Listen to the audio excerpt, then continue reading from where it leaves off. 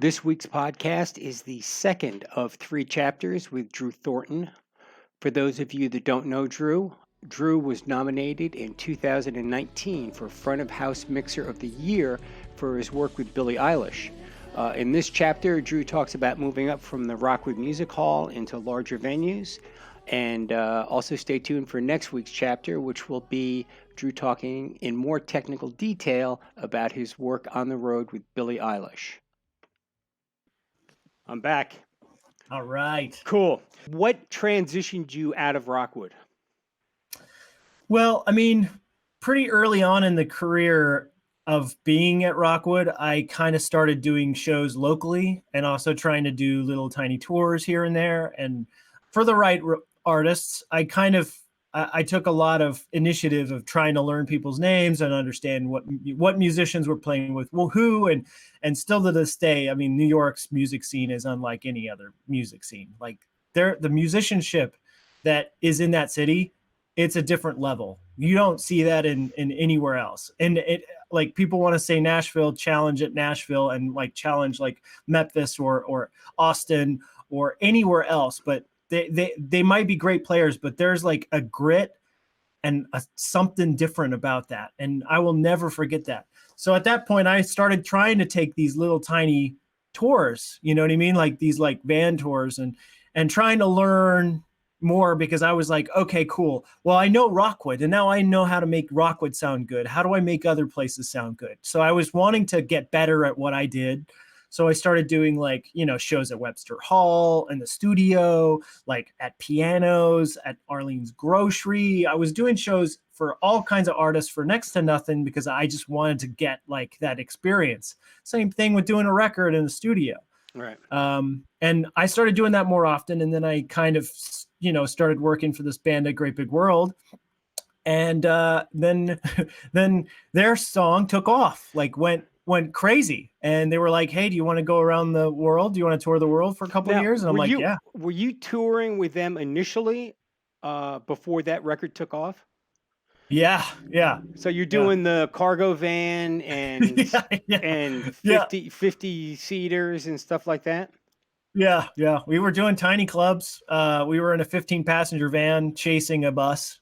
We were support for 2 cellos, I think there was.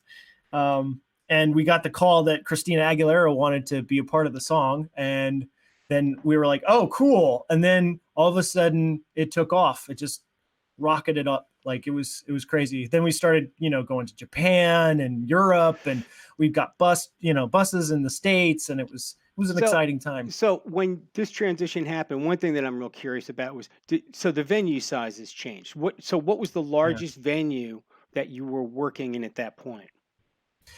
At that point, with any artist, and with the initial touring with the Great Big World, I think I was like a 500 cap to 1,000. I think that I think Webster was like 12 or something, or is it 700? All right, so a kick up, yeah, but not a 3,000 seater or something. Did you have a hard time transitioning to a 1,000 seater from Rockwood?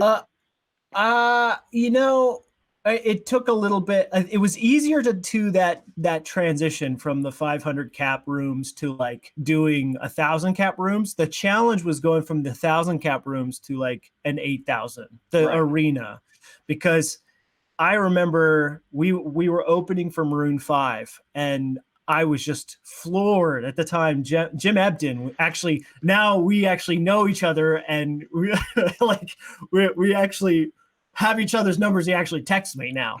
Back then, like I was asking, I was like, so how did you get your mix to sound so good? Like, cause he was I remember thinking, I was like, this sounds amazing. And I didn't know anything about it.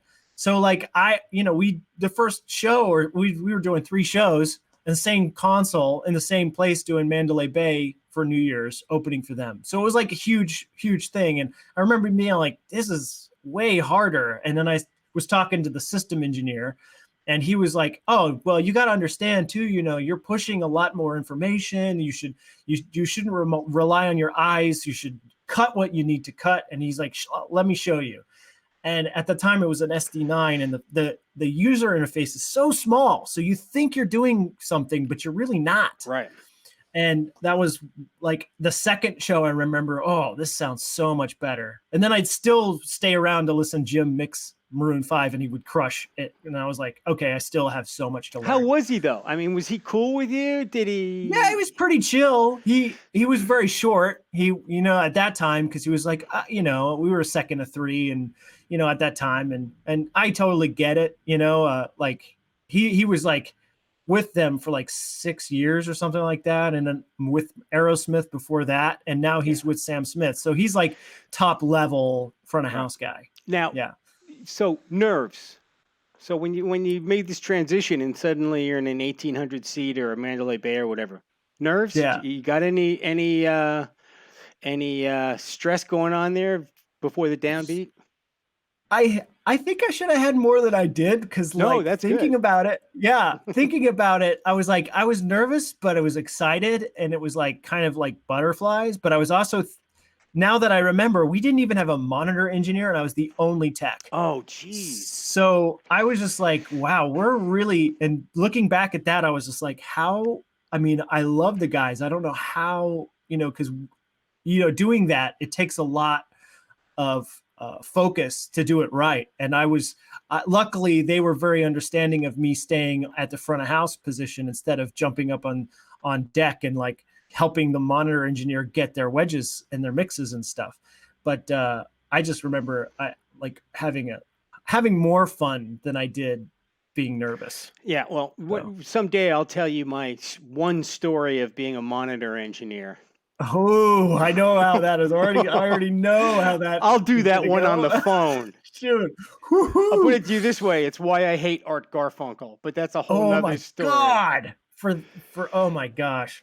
Oh. Yeah, no. They were when. All right, I'll tell it quickly. I can always cut it out. When Simon and Garfunkel did Concert in the Park, I was working with Paul Simon in the studio, and the live sound guys were Joel's sound guys. I knew all of them. So they call me up and they go, Brian Ruggles has got to go up to the park to check the system. It's the day before the concert, to check it out. Yeah. So can you just run down to the this rehearsal hall, and it was the Palladium, which no longer exists, and just cover him. So Brian, to learn the show, was mixing monitors. There was no front of house for the rehearsal. So I go in and I go up to the monitor desk, big monitor, big analog Midas desk, and the band counts off. Big stage, band counts off. Art starts singing and says, turns to the band, hold it. Everybody stop. Walks over to the monitor stage, the monitor console, and says, on this song, I need to hear my voice inside my head. And I'm saying to myself, I don't have an inside my head knob. He walks back, so I turn it down. They count. They count off. They go into the song, and it's one of these things where they just roll right into the next song without stopping. They roll into the next song, different song. Art stop. Walks over to the monitor console. Oh my god! Anyway, that will be removed. So all right. So you. So now, who are you working with? It's expanded. You're getting in slightly bigger venues. But did you stay with that one act, or did you keep bouncing around with different acts? So I stuck around. I mean, A Great Big World's schedule got so crazy that I kind of slipped into becoming a touring engineer. And at that time, I was also, not only was I like an engineer at Rockwood, but I think I just got a hire on to Brooklyn Bowl. So I was working for Brooklyn Bowl as well. And I've always, like, since the beginning, was always kind of what they would call the head of sound. So I was hiring people if we needed them, doing the scheduling, doing maintenance, scheduling maintenance, figuring out whatever we needed to do, like ordering everything, like inventory, the whole enchilada. And I was doing that while I was touring.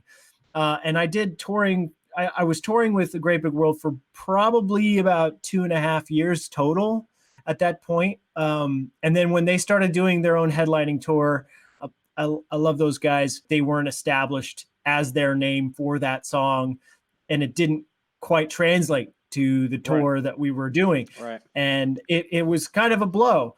They ended up taking some time off to do some, some other like some recording and stuff, and I would bounce kind of between them and doing local shows with other bands, and doing one-offs with them, because at that point you're doing the radio rigmarole kind of thing, you know, like Right. oh, you know, you're gonna do the Delaware Flower Fest or something, you know. It's like, Which brings up the topic. How many yeah. times have you seen Spinal Tap? Oh my God, so many times. And I can't even tell you, we've actually probably purchased it more than we've actually watched it, because it's every single tour you're like, well, we need to buy it, you know, that. And it's like, Yeah. and it's so true, Yeah. especially true when you get to the bigger arenas and stuff. And this is where I started to broaden my horizon in the place where I didn't want to. I started becoming more of a front of house tour manager, because what the Right. problem was, I noticed, is because of the fast career launching thing for A Great Big World, I also figured out that I didn't quite have the skills to sustain that with other artists at that point. Like, I was decent, I was good, but I wasn't Right. like an ace. And I would say that at that point, I feel like once they kind of started to settle down and quiet down and not do too much, I was still kind of in the smaller cap. So it wasn't like the rocket, you know, that kind of kept you up there, you know. I do remember there's a picture in there, and I'll have to look and see, but there's a picture of this gigantic, I think it might be the Rose Bowl in LA. Right. Or it's like huge open stadium, like, you know, venue. We did Wango Tango though. And it was one of the final shows we did with A Great Big World. It was a 3-song set.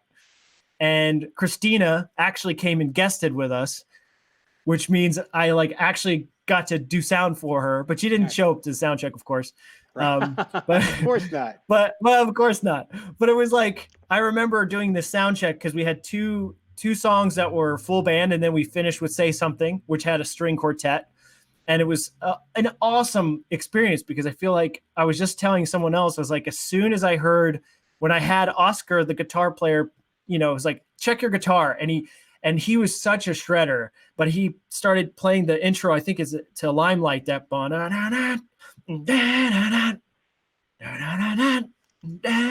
and like he just played that riff, and I remember hearing it so loud, and then it would reflect back up, and I was just like, oh my gosh, this is what I want to do. This is like awesome, like just loud guitars and drums. So yeah, but it was exciting, and I started to tour more often, as much as I could at that point. And so who did you work with at this point? So at that point, it was mainly bouncing between the Brooklyn Bowl, a Rockwood, Antibalas. There was a couple others, A Great Big World. There was this band, Secret Someones. And then after that, I'm trying to remember, I think that kind of took me to basically where LA, kind of the intersection of LA. So that was the crazy part. I'm trying to think. Yeah. I feel like that was it. Like I kind of feel like I did a significant amount of touring, like little van stuff, like little tiny one-off stuff. Have you been in a bus yet? Or are you still in the cargo? Yeah, we were in a bus. We were in a bus for like a good, I think, a year and a half. I think. Yeah. Wow. And it was pretty awesome. That was a fun experience. And I've never been on a bus before. We had a monitor engineer, and still to this day, he's one of my best buddies, a killer front of house guy. He's LA based. We actually hang out to this day. We trade gigs all the time. It's great. Nice. Yeah. So now, so how do you get involved with Billie Eilish? Oh, I love this question. This is a question I've been getting a lot lately.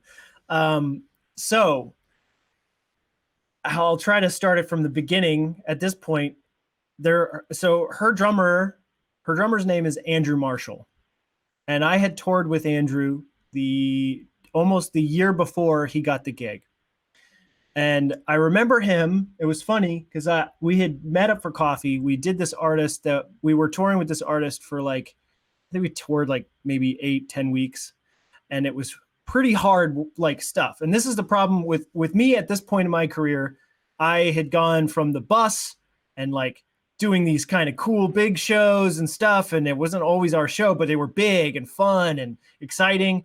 And then kind of came back down. I was doing like front of house tour manager roles. I was getting better money, but it was smaller. You know what I mean?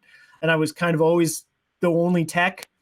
And it was okay for a little while, but it kind of, it wears on you because you're like, man, why am I not, why can't I be back in a bus?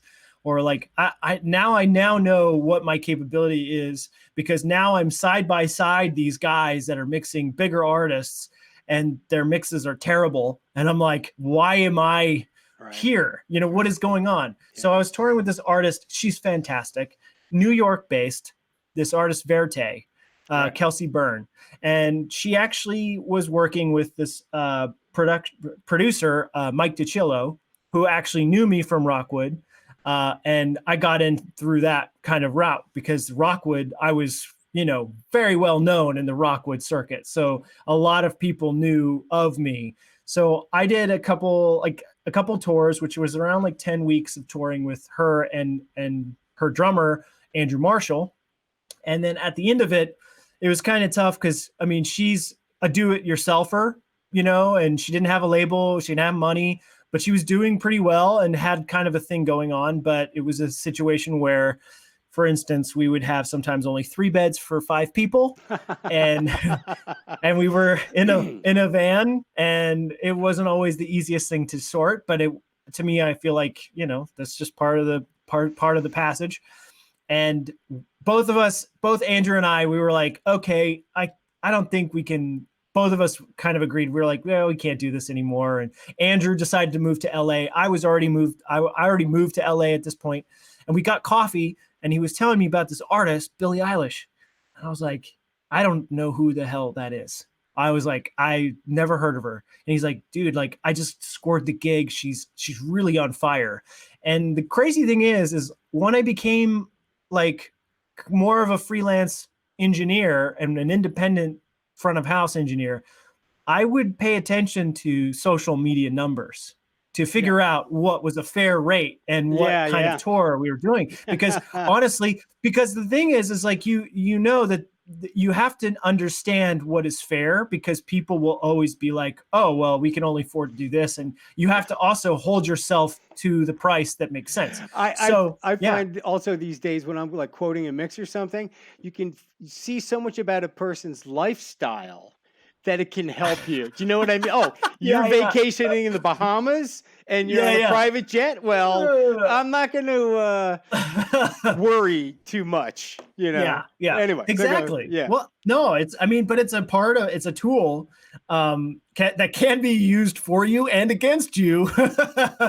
But I mean, at that point, I remember most of the artists I was working with were around 250,000 followers, translated to like, anywhere from like 750 to like 1,200 cap rooms, could be well attended. There's a gray area of what era. If it's the older generation, it tends to be, you can round higher because the numbers don't translate. Like the generation doesn't care so much about following like Tom Morello on social media as they would a Billie Eilish.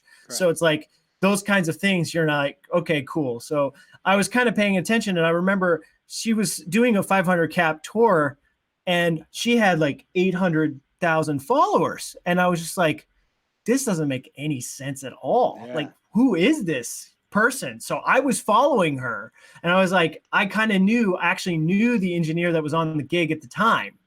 And I didn't even know she was an engineer. We worked a couple festivals together. She was a stage manager as well. So I didn't know too much about it, but what ended up happening was I basically followed this, and I did another, 3 or 4 tours with 4 or 5 different artists that year, which so was crazy. It was a crazy year. I was bouncing from camp to camp, all new clients. It was kind of like it's very hard because if you think about it, you're one guy that knows nobody, that literally is hired to go and grab a van and pick up someone else's gear. And then you're in charge of everyone who already knows each other.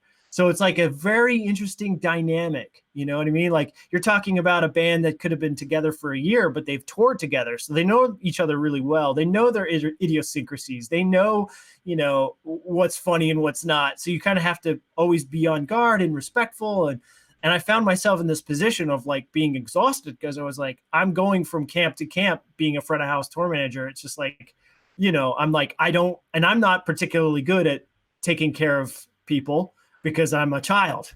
And well, why do you need a child taking care of? I mean, I'm not a child, but you know what I mean? Like, I just don't, I see myself more younger than that. Yeah, bands on the road can be Oh, yeah. childlike. So, oh, of course. So you need, and a tour managers always seem so cool to me because they're just like, they handle all the children and they're totally cool. So yeah, and they have an infinite amount of patience, and their job is sussing details and fixing problems. That's what you do, because there's always something going to go wrong. And for me, I was always trying to do as much as I could so I can focus more on the sound, because I would always be hired and I would always say the same thing. Listen, I'm a front of house guy first, and I'll get us to the show. I'll get us paid. I'll get us settled, and I'll get us to the next gig. But I'm not the guy that's going to be like ordering you like your orange mocha frappuccino, like, right. and having everything figured out and planned out to where you're like, oh, everything is like, I walk into this beautiful situation. Because let's be honest, that's not the case for 500 cap room tours anyways. Right. But I learned a lot in that, but that was a long way of saying that that whole circle is one of those things where I'm not like a huge fan of, but I did love the music. Verite was a lot of fun to work with. She was fantastic. She had a fantastic vision of her band. Her band was very talented. And at that time, both of us decided, Andrew and myself decided to move on, and we got coffee. He told me about this, and we ended up touching base again, because I think they ended up wanting to go a different route with an engineer. And I was like, okay, that's interesting. And I was always like, Andrew, put a good word in for me. And like, it's just coming from the drummer is not always the solid move. So I knew I had to come in from all angles. Do you audition for, I mean, like if they're bringing a band member in, you audition. So does the front of house guy audition? I did. I was actually, because they went through 2 engineers in a relatively short amount of time, they did ask to do more of an audition thing. So I was like, okay, totally fine. So they wanted to do an East Coast and a West Coast guy. And at this point, I was LA based, and there was going to be another guy. Ironically, I wasn't doing the West Coast show because I was already on another tour. So they had me go to this Mopop festival in Detroit. So I did a one-off with them. But before that, there was 2 shows. There was one in LA and one in New York. And unfortunately, I couldn't be at the one in New York. And the guy that they were supposed to audition for that show couldn't do it, I guess. I don't know what happened. And I had a buddy of mine that was just like, okay, cool. He was kind of letting me know what was going on. So they didn't seem to have anybody in the West Coast because I was doing Mopop, the Detroit show. So I had a buddy of mine take care of them in that place just for the time being. Then I did the show in Detroit. And I don't even think we got a sound check, but I brought in a couple desks because I had a connection through Allen and Heath in the D-Live camp. And I brought those little guys, the compact C1500s, and I kind of grew fond of. And they were able to hook it up because they were like, we want to keep D-Live stuff on this gig. Basically, they were like, we want to try out a festival. And I'm like, that's the worst time to do it, but okay. So it was like a festival date and one headline show. And I was like, okay, cool. It was a Chicago House of Blues, which I think is not a great sounding room and not a great rig. And they had at that time was a Heritage 3K, which is great, but a little hard to do something surgical if you're going to have a really quiet singer. And I knew that she was quiet. I was very aware of the situation. So it was an interesting thing to literally just go into a festival, but I got the tour manager to go and ring out the mic for me. And then it was fine. And then I kind of didn't really ever get told I had the job. I just got hit up by the business managers for Japanese visa information to go to Summer Sonic. So I was like, okay, cool. So I guess I got the gig. So I'm like, all right, cool. That's the end of Chapter 2. Hit subscribe so you're notified when Chapter 3 is posted.